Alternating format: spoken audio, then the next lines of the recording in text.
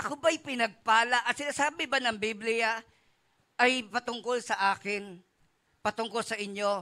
When other people think of themselves, may mga tao iniisip pa sarili nila, walang kwenta. May mga tao ang iniisip nila, wala nagmamahal sa kanila.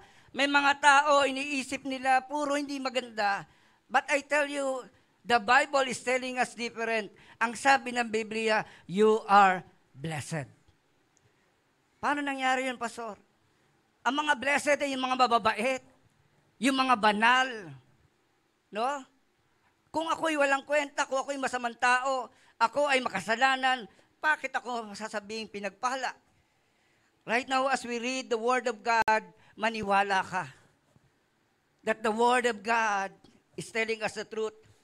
Ang sabi ng Genesis chapter 18, verse 16, when the men got up to leave, they looked down towards Sodom, and Abraham walked along with them to see them on their way.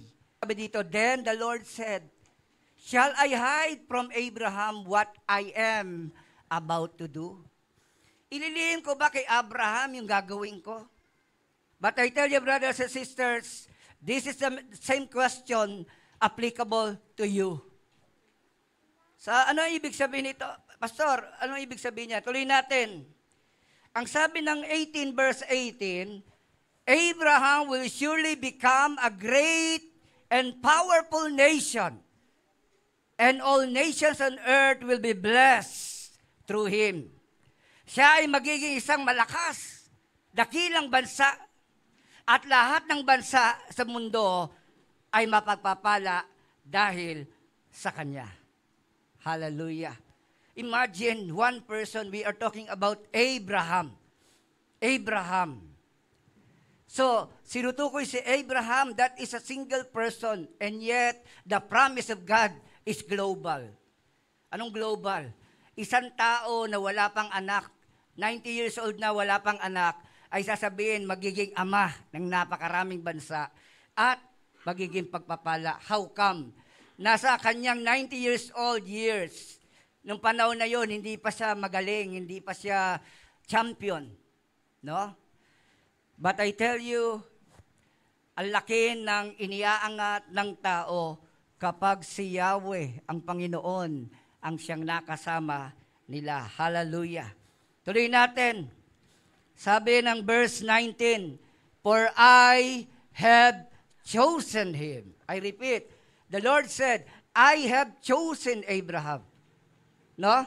So that he will direct his children. He will direct his children and his household after him to keep, what to keep? The way of the Lord. To keep, to observe, to follow, to obey the way of the Lord. Ituturo ni Abraham, ituturo niya sa kanyang pamilya at sa susunod na lahi ang bagay na ito, ang iniuutos ng Diyos na sundin ang kalooban ng Diyos. To keep the way of the Lord by doing what is right and just, so that the Lord will bring about for Abraham, what He has promised for him. No? So, sabi nga, ituturo niya ito sa mga anak niya, ituturo niya ito sa susunod na lahi. So, na ang kalooban ng Diyos, ang daan ng Diyos, at ang tama at ang patas. So, yun na sinabi ng Panginoon. At kapag nagawa yan ni Abraham, pag nagawa yan ng mga tatay, pag nagawa yan ng mga tatay dito, kung may pamilya na kayo, kung nagawa niya na ito sa pamilya nyo, the Bible said, the Lord will bring about what He has promised to you. Tutuparin ng Diyos ang kanyang pangako sa inyo. What is promise? Pangako. Pero pag ito ay natupad, magugulat ka sa gagawin ng Diyos. May maganda bang mangyayari sa buhay ko? Paano kung hindi naman ako masyadong mabait? Paano naman kung hindi ako masyadong kumikilala sa Diyos? Pinag-aralan namin to ng mga kabataan, yung tinatawag nating promise and condition. Okay? Na sa bawat pangako, there is a condition needed para matupad ito. Sa Genesis chapter 18 verse 18, letter A, Abraham will surely become a great and powerful nation. Sabi ni Lord. Basahin nga uli natin, 1, 2, 3, go. Abraham will surely become a great and powerful nation. That is the promise. Pero hindi yan automatic. Gigising ka bukas, mayaman ka na. Gigising ka bukas, kilala ka na, sikat ka na. Hindi ganun yun. Let each of you look not only to his own interest, but also to the interest of others. Sabi ng Pilipos chapter 2 verse 4, hindi lang dapat sarili mo ang iisipin mo, kundi ang ibang tao. Bakit ko sinabi? Ang pinag-uusapan na natin ngayon is the condition, paano matutupad ang pangako ng Diyos kay Abraham. No, hindi siya ginawa kaagad kinabukasan, hari na sa Abraham. No. Sa tingin nyo, paano natin mapapalakas si Abraham? Tandaan nyo, takot si Abraham. No? Medyo duwag-duwag ito nung simula. Nung siya'y pumunta na Egypt, sinabi niya sa kanyang asawa, huwag kang magpapakilalang asawa ko. Sabihin mo, kapatid lang kita, baka patayin ako. Ganon siya kaduwag noong time na yon. Muntik na nga asawahin yung kanyang asawa. Dahil sa pagsisinungaling niya, dahil sa takot niya, and yet, God is patient. Talagang napakatyaga ng Diyos. Okay? Ano nangyari dito? What is the condition? Nabalitaan niya na dinukot si Lot, kinidnap. Alam niyo kung sino kumidnap? Nagtataka tayo sa kidnapping na ito. Bakit ko sinabing kidnap? Ito yung kidnapping na kung saan si Lot ang kinuha. At lahat ng property ni Lot kinuha. Pati pamilya, kinuha. Sino si Lot? Sino nakakilala kay Lot? Si Lot ay pamangkin ni Abraham. Okay? Pamangkin ni Abraham to. Napakalayo na to. Saan nakatira si Lot? Sa Sodom. Sa Sodom. Kaya nung kinidnap, kaya nga sabi nga kapatid, paanong mangyayari that Abraham will become a blessing to other nation? Paano mangyayari yon? Eto na. Sapagkat concern sa kay Lot, naniniwala ba kayo magiging blessing sa Abraham sa ibang bayan? Hello, tingnan niyo mabuti ha. Kung may mga Bible kayo, basahin niyo mabuti para mas klaro. Hindi po tayo gumawa ng kwento. Ang sabi ng Genesis 14:14, iwan muna natin yung Sodom bago wasakin. Kasi pinag-uusapan natin yung pangako ni Lord. Okay, Genesis 14:14. Kanina 18:18. Ngayon 14:14. Ito. Pagkarinig niya sa nangyari sa kanyang pamangking si Lot, tinawag ni Abraham ang kanyang mga tauhan at nakatipon siya ng 318 mandirigma. Ilan po? 318. Grabe. Marami na ba yon? Sa time na yun, marami na yon. Sinundan nila ang mga kalabang, kapatid, sino kalaban? Ang mga kalabang hari.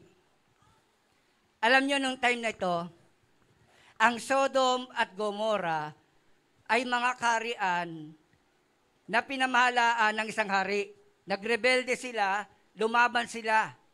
Ngayon, nilusob sila at yung 5 kaharian sa tabi ng Sodom at Gomorrah, kasama yung 2. Ilang kaharian? 5. Nilabanan nila yung hari. Natalo sila. Ilan nagtulong-tulong laban sa kalaban? 5. Kasama ang Sodom at Gomorrah, 3 pang bayan. Lumaban sila sa hari, natalo sila.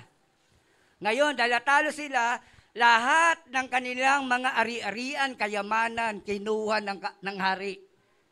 At ang nagtataka tayo, sabi nga natin, bakit isinama si Lot? Of all people, sinama si Lot, kinuha rin ng kanya. Okay, maybe Lot is the richest. I don't know. But one thing to be sure is this, God has a plan. Ang issue lang kay Abraham, si Lot. Pero ang tunay na issue ng kalagayan ng Sodom at Gomorrah, sila ay nilusob at ninakawan sila ng lahat ng kanilang kayamanan. At sabi dito, para i-rescue, iligtas si Lot, haharapin ni Abraham yung kalaban na malakas. Kung yung Sodom at Gomorrah na pinagsama at yung 3 pang bayan na hindi nila kinaya, and yet, ang lakas ng loob ni Abraham. Grabe naman to Abraham na to, 318 people lang kasama siya. Hello, kaya ba? Tingnan natin mabuti. Sino i-rescue? Si Lot. Okay, tuloy natin. Sabi dito, verse 17, in English ko kasi sa Tagalog, bitin eh. After his return from the defeat of Chedorlaomer, si Abraham, tinalo niya ang kalaban. Tinalo niya ang malakas na puwersa ng kalaban na hindi na kayang talunin ng Sodom at Gomorrah. Si Abraham lang at ang kanyang 318 warriors. Tinalo nila, nilupig nila ang malakas na hari na kalaban. Hello? Hello? Tandaan nyo, ang issue ay si Lot.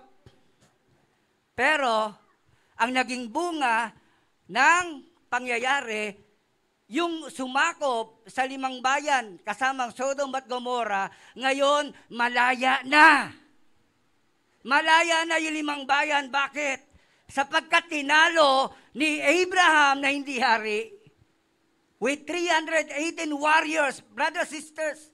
Tinalo niya yung malakas na hari na yon at napaatras niya. Ngayon, ano ang blessing sa mga bayan na nasa tabi ng Sodom at Gomorrah?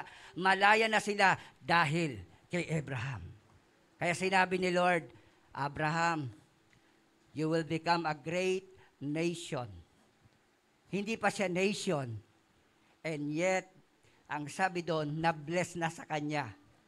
Hindi maiwalay ang Sodom at Gomorrah kasi ando si Lot. Now, tingnan natin. Ngayon, nabigyan siya kagad ng unang tukso. Sa Genesis 14, 22-23, sumagot si Abraham, kasi sabi ng hari na Sodom, sige, dali mo na lahat ng kayamanan. No, sa'yo na lahat yan. Para yun ang gusto sabihin ng hari. No, ang sinasabi lang niya sa kanyang bayan, Sodom. Dali mo na yan. Kasi na-realize na malakas si Abraham. Ang sabi dito, sumumpa ako sa harapan ni Yahweh, ang katasasang Diyos sa lumikha ng langit at lupa. Nangako ako na hindi kukuha ng anuman sa iyo, kahit kaputol na sinulid o tali ng sandalyas, para wala kang masabi na ikaw ang nagpayaman kay Abraham. What is the promise? God will bless Abraham by making him a great and powerful nation. Amen? Minsan tatapatan tayo ng kaaway. Oh, bigay ko na sa iyo to. Malaki-laking pera yan, kapatid. Brothers, walang hihigit sa plano ng Diyos sa buhay mo. Huwag mong ipagpalit sa kaaway. Huwag mo ipagpalit sa demonyo ang buhay mo. Nakuha nyo? Brothers and sisters, at sabi dito, hindi ikaw ang nagpayaman kay Abraham. Gusto ni Abraham na ma-realize ng lahat ng Diyos ang nagbigay sa kanya ng tagumpay. Amen? Palakpakan natin ang Panginoon. Hallelujah. Praise God. God bless Abraham by giving him victory. The promise now become a reality. Yes or no? Natupad ang pangako. Ano ang kondisyon ng pangako? Niligtas niya ang kanyang pamangkin. At ang nakatutuwa dito, dahil sa kanyang pamangkin, naligtas din ang mga bayan sa paligid. Amen? Hallelujah. Kaya kapatid, kung tayo man hindi binaha at hindi nasira ang bahay natin, mapalad ka, mapalad din ang kapitbahay mo, sapagkat ang Diyos na nag-ingat sa iyo, nadamay sila. Palakpakan natin ang Panginoon. Amen. Palakpakan natin ang ating Diyos. Totoo yun. Anong sekreto ni Abraham na nalo siya? Sinabi naman ni Abraham na nalo siya dahil kay Yahweh. At ayaw niya may makaagaw ang karangalan ni Yahweh. Kasi kahit binibigyan siya ng malaking bagay, hindi niya tinanggap sapagkat para sa kanya, mas maganda ang pagpapalang galing sa Diyos. God blessed Abraham by giving him a victory. He only solved his problem, but the problem solved also the problem of other nation. Dahil kay Abraham, lumaya ang Sodom. Dahil kay Abraham, lumaya ang Gomorrah. Dahil kay Abraham, tuwan-tuwa ang hari ng Sodoma. Sige, sa'yo na yung kayamanan, malaya na kami. Kasi wala nang aalipin sa amin. Tinalo mo na yung hari na umalipin sa amin. But sabi nga, hindi niya tinanggap. Never receive. No? There is only one source of blessing. And that source is God alone. Amen. Palakpakan natin ang Panginoon. Hallelujah. But God has a plan. Amen. God has a plan. Nakuha nyo? So sabi nga natin, nangako lang ang tao. Pag tao nangako, hindi ka mananalo. Pero pag ang Diyos ang nangako sa iyo, tunay ang tagumpay. Amen. Palakpakan natin ang Panginoon. Hallelujah. Amen? And then, ngayon, nasabi ng verse 29, even ang Sodom at Gomorrah, alam niyo po, nakipag-usap si Abraham. Talon niyo na lang ha. God bless Abraham in prayer. Diyan. Italon mo. God bless. Everybody, read this. 1, 2, 3, go. God bless. Paano pinagpala siya? Sa Psalm 116 verse 1 to 2, may pangako ang Diyos, sabi dito, I love the Lord, for He heard my voice. He heard my cry for mercy. Because He turned His ear to me, I will call on Him as long as I live. Mahal ko ang Panginoon kasi pinakikinggan niya ang panalangin ko. Mahal ko ang Panginoon kasi dinirinig niya ako. At dahil sa dinirinig niya ako, buong buhay ko, sa Kanya lang ako aasa.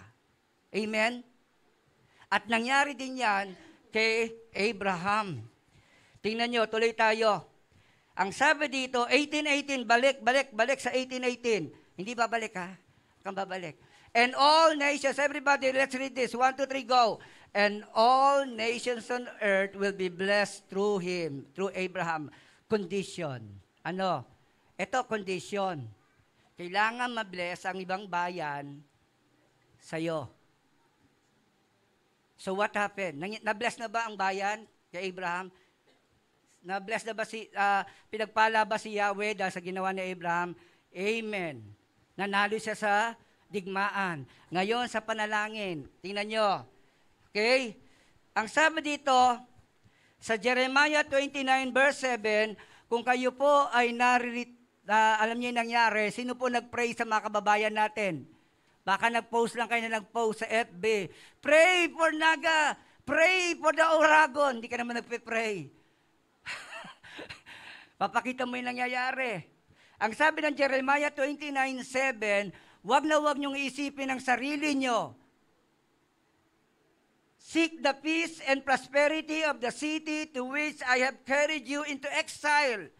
Kahit yung umalipin sa inyo, nagpahirap sa inyo, ipanalangin niyo sila. Bakit? Pray to the Lord for them. Pray to the Lord for it. Because if they prosper, if that city prosper, you too will prosper. Kaya pag pinagpala ang Pasay, dahil pinagpala ka ng Diyos. Amen. Tama lang ipanalangin natin. Hindi kailangan na mahabang panalangin yan. Naniniwala ako, no? Amen? Na ang mga Bicolano, makakatayo kagad yan. Amen? Hindi naman sila person binabagyo. Sanay sila sa bagyo. Pero hindi sila sanay sa malaking baha. But sabi nga, ngayon, masasanay na sila. Sapagkat iisa lang ang kanilang tatawagin, ang Diyos na buhay. Amen. Palakpakan natin ang Panginoon. Hallelujah. Hallelujah. Kaya sabi dito, Genesis 18:19, for I have chosen him. Pinili ko siya. Paalala. So that the Lord will bring about for Abraham what he has promised. What he has promised. Anong sabi dito? Tuloy natin. So that He will direct His children. Ito ang condition. Next. Next slide. Okay? Ito ang kondisyon. Para matupad ang pangako ni Yahweh kay Abraham, kailangan ituro ni Abraham ang mga kalooban ni Yahweh. Ang dapat gawin na tama at yung patas. So, that is the condition. Amen? Hallelujah. Tuloy natin. Kaya sabi ng 1823, dahil na naman, Sodom ang wawasakin, gugunawin. Anong bayan ang gugunawin? Sodom. Ang nakatira sa Sodom, doon nakatira si Lot. So ngayon, ang nasa isip na naman ni Abraham, si Lot. Ikinidnap na siya, niligtas niya. Ngayon naman gugunawin ng Sodom kasi napakasama. Napakasama. Sobrang sama. Pag binasa niyo po yan sa Genesis, makikita niyo kung gaano sila kasama. Now, tingnan niyo mabuti. Sabi ni Abraham kay Lord, Lord, kasi kinausap siya, hindi ko ililihim kay Abraham ang gagawin ko. Kaya ngayon, sinabi niya ang plano niya kay Abraham, Abraham, pupunta ako sa Sodom at gusto kong makita kung totoo ang mga sumbong na napakasama ng bayang ito. Okay? Kaya nang mangyari yon, sabi dito, tinanong ni Abraham, will you sweep away the righteous with the wicked? Wawasakin mo ba ang Sodom ng kasama ang mga matuwid? Kasama ang mga righteous people? Tinanong niya si Yahweh. Ano sagot ni Yahweh? Pero hindi lang yan ang prayer niya. No, tingnan natin. Sabi ni Abraham, what if there are 50? How many? 50 righteous in the city of Gomorrah. Ngayon, sabi ni Yahweh, mamaya na sagot. Number 2, what if there are 45? Paano kung may 45? Kung kinulang na 5.50. Sabi ni Yahweh, mamaya na sagot. Ako nagsasabi nun, hindi si Yahweh ha. And then, ang sabi dito, what if 30 na lang? 30 na lang po. Kung 30 lang naman ang matuwid sa Sodom. And then, ano pa nangyari? What if there are 30? Next, tuloy pa, tuloy. What if there are 20? 20 righteous. Wawasakin mo pa ba ang Sodom? And then huling tawad ba to? Kung 10 lang. Alam niyo kung bakit? Ilan ang pamilya ni Lot? Yung asawa niya, yung 2 niya anak, 4. Ngayon, kung may mga boyfriend na, yung kanilang mga anak na babae, so kasama rin yung family nila. So it is a possibility na sa tingin ni Abraham, pwedeng may 10. Kasi naniniwala siya na si Lot, believer. Naniniwala si Lot kay Yahweh. Amen?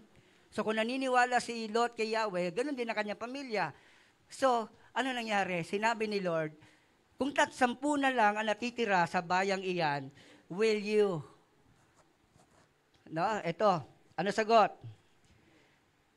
For the sake of righteous, I will not destroy it. Pansinin niyo ba, ba't hindi ito ginawa ni Abraham nung nilusob niya, nung niligtas sa si Lot? Pastor, parang hindi naman nag-pray. Huwag mo sabihin hindi nag-pray. Kaya siya malakas sa loob, matapag sa Abraham dahil kay Yahweh.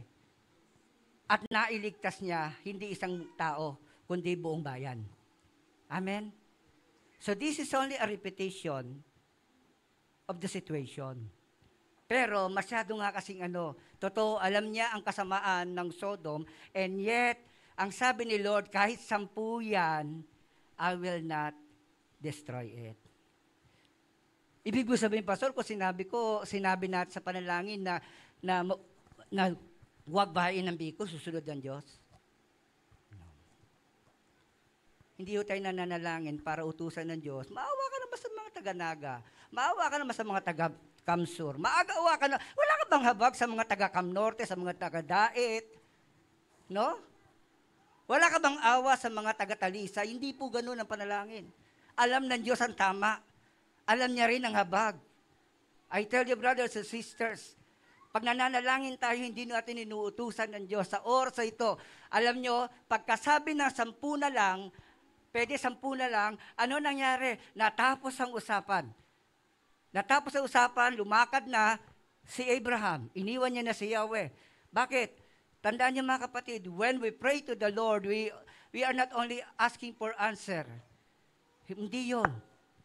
Sapagkat sabi nga natin, may plano na ang Diyos. Now, tingnan natin. Hallelujah. Proverbs 5:21, promise, for a man's ways are in full view of the Lord, and He examines all his paths. Ang taong matuwid, nakikita ng Diyos ang daan niyan. Alam niya ang taong matuwid. He knows. Kaya walang pwedeng i-deny. At sabi nga dito, no, sa pangakong yan ng Panginoon, ang kanyang mga plano ay tinitingnan mabuti ni Yahweh. But brothers and sisters, nang nanalangin si Abraham, eto na-receive niya. When he prayed to the Lord, when for the first time tinanong niya, Lord, idadamay mo ba ang matuwid? Nalaman ni Abraham that God is merciful. And God is just. Amen?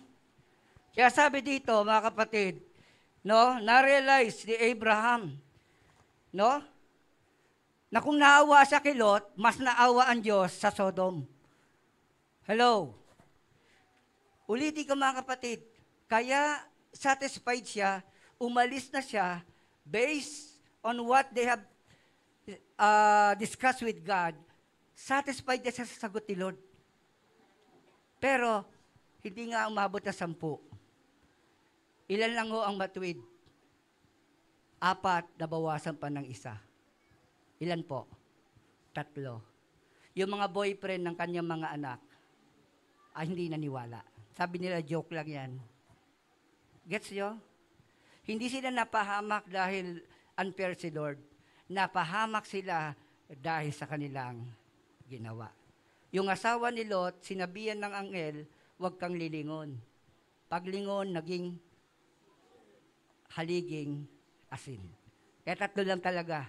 Tandaan nyo, itong si Lot ay naging malakas na bansa rin. So kahit sabihin natin si Lot lang ang nailigtas, nakapagligtas pa rin siya ng bansa. Hallelujah. Kaya sabi nga dito, tandaan nyo mga kapatid, a righteous person, ang isang matuwid na tao, number 1, he is obedient to God. And also, nag-reflect sa panalangin ni Abraham yung character ni Lord. When he prayed in behalf of Sodom, ang pinakita ni Abraham ay yung character ni God. Caring and merciful. Say it, caring and merciful. So, bakit siya nag-care sa mga taga-Sodom? Bakit siya naging mabagin sa Sodom? It's because of God. It's because of God. Kaya na matapos ang panalangin niya, satisfied siya. Ano man ang mangyari sa Sodom, just, matuwid, patas ang Diyos. Amen. Palakpakan natin ang Panginoon. Kaya kapatid, ano man ang mangyari sa buhay natin kapatid, hindi ka bunga ng paghihirap na binigay ng Diyos. Hindi ka pinaparusahan ng Diyos. Kasi kung parusa yan, dapat wala ka na sa mundo, nandun ka na saan? Sa impyerno.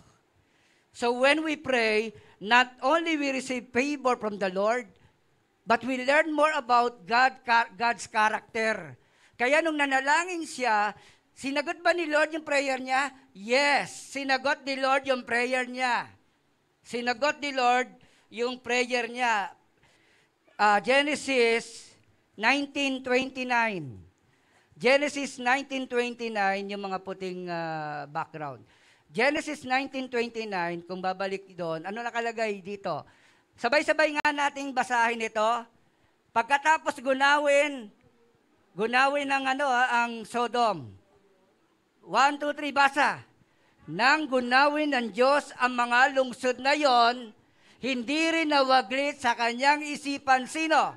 Si Abraham. Kaya iniligtas niya si Lot. Answered prayer. Nung una niligtas niya si Lot, dadamay ang bansa. Ngayon, hiningi niya kay Lord na iligtas si Lot, niligtas ni Lord. Bakit niligtas si Lord si Lot? Dahil kay Abraham. Is that a blessing? Kaya kung ikaw ay nanalangin nung kagabi, nanalangin ka isang araw, Lord, tulungan mo po kami, tulungan mo po ang kababayan namin. God remembers you. Amen? Amen? Tandaan niyo mga kapatid, hindi tayo tagapanood. Tayo'y malaking bahagi ng plano ng ating Diyos na buhay. Kaya kapatid, hallelujah. Sa oras ito, balikan natin, when we pray, pag tayo'y nananalangin, hindi lang tayo umingi. Alam niyo ba, pag nananalangin kayo at nakikipag-usap sa Diyos, nakikilala niyo ang Diyos. Aba, pag sumagot ang Diyos, alam mo na, hindi bingi ang Diyos. True prayer, therefore, is never man talking to God. Pasensya na mga youth. Prayer means talking to God. Pero ang malalim na definition ng prayer based on the experience of Abraham, prayer is God talking to God through man. Paano yan, Pastor? Kinakausap mo ang Diyos sa pamagitan ng Diyos, sa pamagitan ng tao. Ito, sasabihin ko. Halimbawa, ito. Lord, payamanin mo ako. Okay? So, sino nagsasalita? Tao. Pero, kung ang pangako ng Diyos ang ginamit mo, Lord, mahabagin ka. Tulungan mo ang mga kababayan namin. Sino ang nagsasalita doon? Ang ginagamit mo ay yung salita ng Diyos.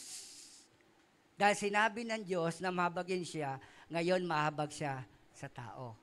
Yan ang sinasabi natin, that when you are praying in the Holy Spirit, it is not your personal needs na sasabihin mo, kundi ang sasabihin mo ay yung pangako ng Diyos. The power of prayer, answered prayer, is not in the person, but in the promises of God that you claim.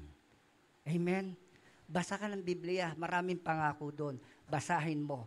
Tandaan mo yan, God talking to God through man. Hallelujah. Praise God. Hallelujah. Tuloy natin. So, natapos na tayo. Kaya nga, ano yung condition? No?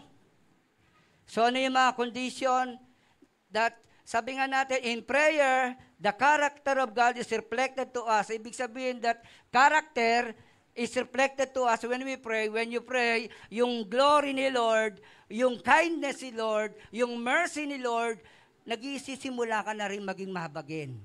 Pati yung kaaway mong kapitbahay mo, ipapanalangin mo na rin.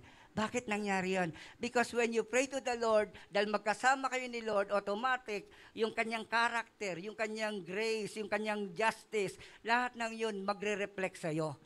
Sabi nga, tell me who your friends are.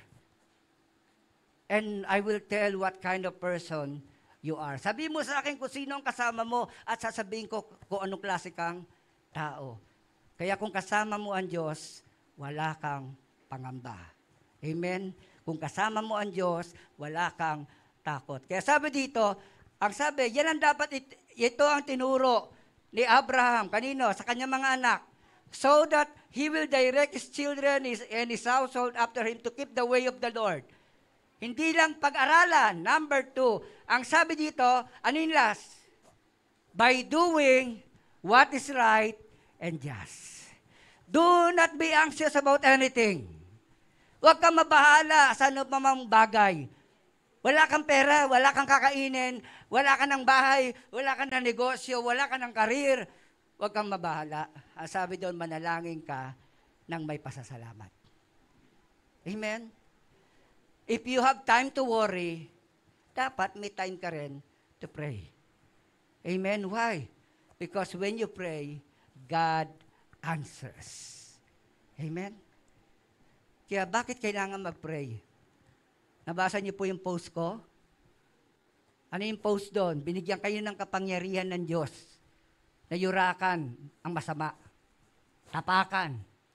So, ang prayer ang gamit ng authority.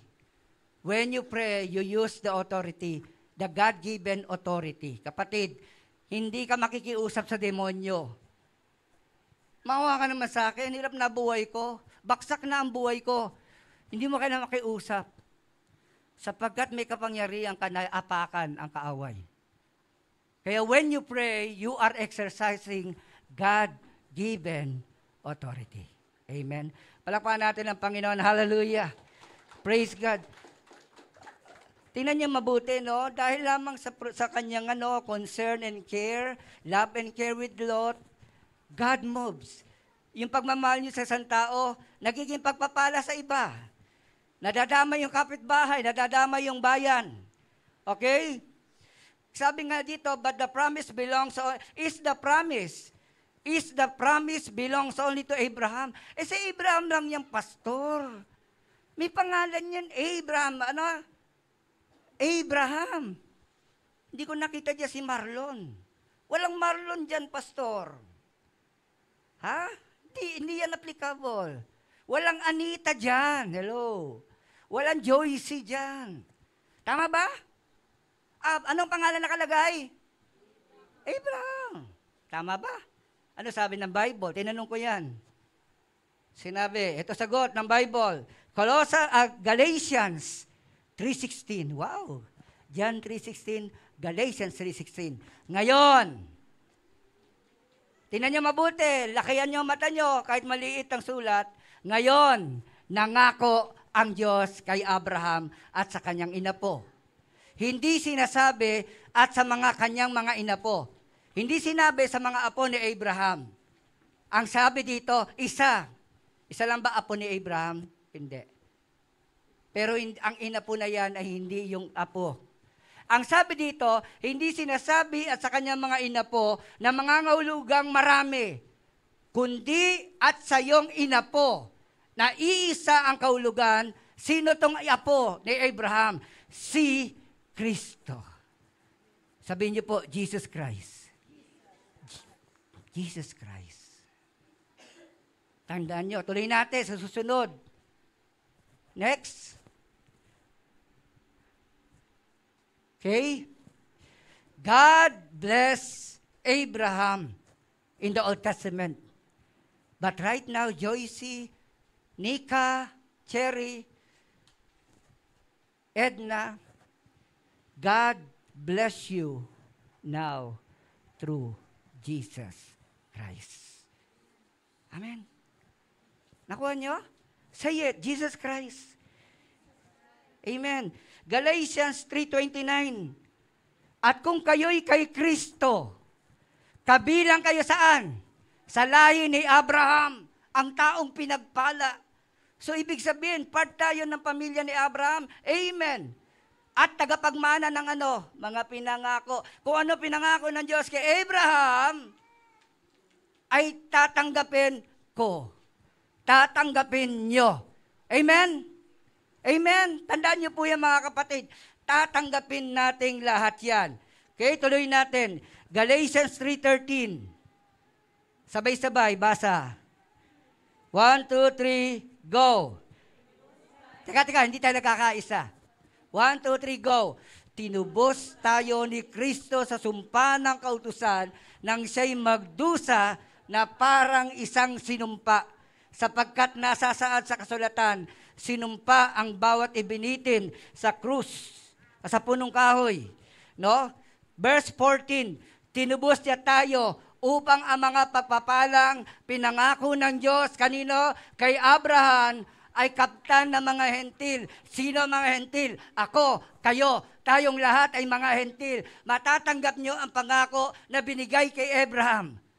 Yan ang sabi ng Biblia. Ang sabi dito, no? Sa pamamagitan ni Kristo Jesus at sa pamamagitan ng pananalig sa Kanya, sumaatin ang Espiritong pinangako ng Diyos. Amen. Palakpakan natin ng Panginoon. Pastor, hindi ako mabait. Tandaan niyo mga kapatid, tinanggap niya ang pangako. Hindi pa siya mabait. Hindi pa siya nakasusunod kay Yahweh. Pinangako na ng Diyos. Kaya kung may plano kang magbago ang buhay mo, bago ka pa naging masama, inisip na ng Diyos sa pagpalain ka. Hindi lang si Abraham. Maliwanag ang sabi ng Biblia, paano mo makakamtan ang pangako ng Diyos kay Abraham? Sa pamamagitan ni Kristo Jesus. Namatay si Kristo sa krus para matupad lamang ang pangako ng Diyos sa Kanya. Kaya Jack, pagpapalain kita, sabi ng Panginoon. Amen. Rainier, pagpapalain kita, sabi ng Panginoon. Kaya huwag kayong susuko. Duwag din si Abraham, pero hindi siya sumuko. Maraming problema si Abraham, hindi siya sumuko. Kung saan tumakbo yan, hindi siya sumuko. Hanggang mag-stay na lang siya kay Yahweh. Ngayon, ang alam natin ang bayan ni Abraham. Ano ba yung bansa ngayon ni Abraham? Israel. Sabihin nyo nga, Israel. Anong balita? Nilusob ng Israel ang Iran. Hello? Sino ang daming kalaban ng Israel, pero ang Israel laging palusob. Kaya yung pangako ng Diyos, ilang libong taon na nakakaraan, natutupad pa rin hanggang ngayon. Amen? Hello? Kaya kung yan ay totoo sa totoong buhay at sa Biblia, totoo rin to sa buhay ng bawat isa. Sabi mo nga sa sarili mo, ako ay si Abraham. Kaya tandaan nyo, may kondisyon. Anong kondisyon? Be a blessing. Brothers, ilan tayo dito? Pakibilang nga, assuming. Mga ilan tayo? 29. Sabi ni Abraham, Lord, kung may 50, gugunawin mo pa ba? Kung may 45, 40, 30, Lord, kung may 20, 10. Tumaas sa 10, taas sa 10. Walang tumataas, oh.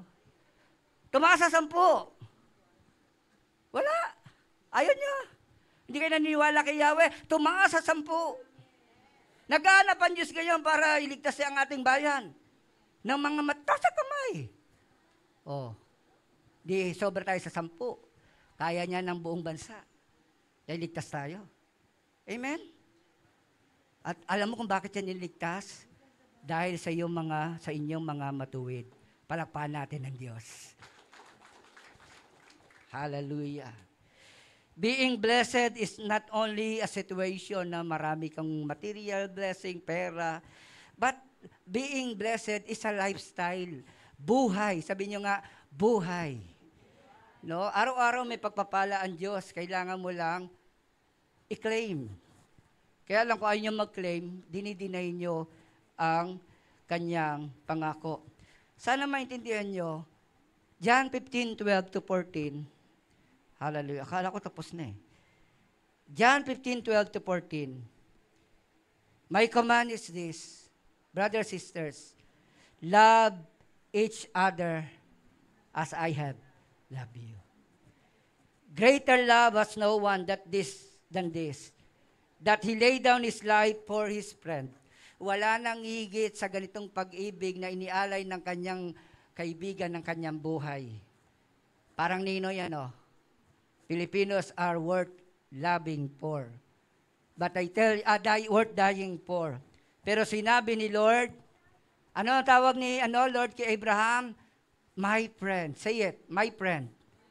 Ang aking kaibigan. Bakit kaibigan? Sabi nga dito, you are my friends. Hindi lang pala isa. You are my friend if you do what I command. Okay? Praise God. 15:15, pakibasa. Sabay-sabay. 1, 2, 3, go. Hindi ko kayo inaaring sapagkat hindi alam ng alipin ang ginagawa ng kanyang Panginoon. Sa halip, inaari ko kayong mga kaibigan sapagkat sinabi ko sa inyo ang lahat ng narinig ko sa aking Ama. Kaya kung nakaramdam kayo ng habag sa ating mga kababayan at kayo'y nanalangin, kapatid, sinabi ng Diyos, ipanalangin mo sila. Amen. Huwag kang mabibigla. Kapag nahabag ka sa tao at gumawa ka ng paraan, ang nagtuturo sa iyo ay hindi demonyo, kundi ang Panginoon. Amen? Hallelujah. Ang pamilya mo, ang anak mo, asawa mo, kapitbahay mo, Tandaan mo, pag iningatan ni Lord ang bahay mo, damay yung kapitbahay mo. Kasi when God answered, He do not give exact answer. Sa supply, He do not give the exact supply. He always give more. Amen? Kaya, hindi kayo ang pumili sa akin. Sabi dito, ako ang pumili sa iyo. Talaga? Si Angel, pinili ni Lord? Si Astrid, pinili ni Lord? Si Doc Arbex, pinili ni Lord? Si Ana, pinili ni Lord? But because pinili siya ni Lord at hinirang at humirang sa inyo upang kayo humayo at mamunga at manatili niyang bunga, sa gayon ang anumang hingin nyo, ang anumang hingin nyo sa Ama sa aking pangalan ay ipagkakaloob sa inyo. Oh, what a joy to know when your prayers are answered. Anong tawag sa iyo? Mapalad ka. Dahil ang panalangin mo, tinutugon. Sabi nung iba, Pastor, pag-pray mo ako kasi malakas ka sa Diyos. Glory to God. Amen. God answered their prayers. And they are blessed people. Say it, blessed. Am I blessed? Question. Am I blessed? Sabi ni Lord, no? I have chosen Abraham. And I will make him a great nation. So ano ibig sabihin dito? I am blessed. I am chosen. One more time, say it. I am blessed. I am chosen. Umpisa pa lang, gusto nang ibigay ng Diyos ang langit sa inyo. Humingi ka para makompleto at isipin mo, oh, anong kamangha-mangha that God in one person can save a nation.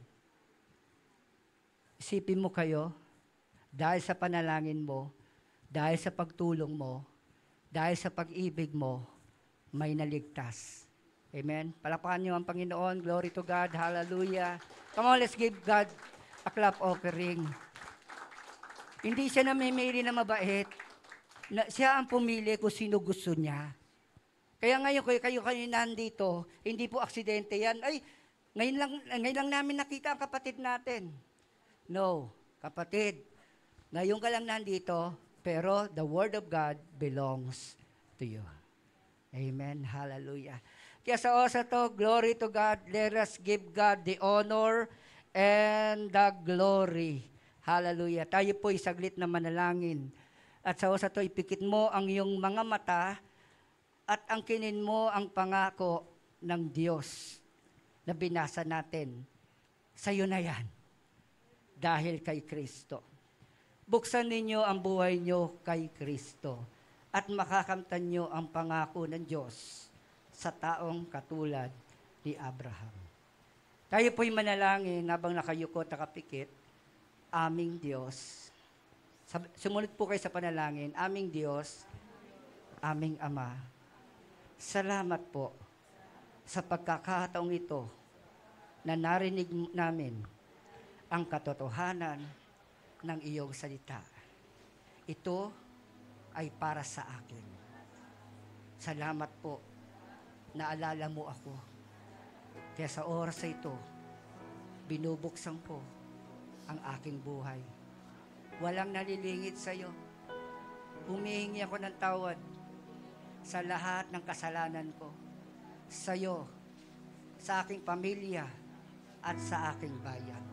Patawarin mo po ako. At sa oras na ito, liwanagan mo ang buhay ko. Gabayan mo ako. Tinatanggap kita bilang aking Panginoon at sariling tagapagligtas. Nagagalak ako na makita ang katotohanan ng iyong pangako na pagpapala sa aking buhay at sa buhay ng aming kapwa. Sa pangalan ng Panginoon sa Kristo. Amen. Amen. Palakpakan natin ang Panginoon. Pagbigyan niyo ang Diyos sa pagpalain kayo. Kayo na lang ang hinihintay niya. May papapala siyang ibinigay sa atin. Sa Diyos sa papuri. Magandang umaga po.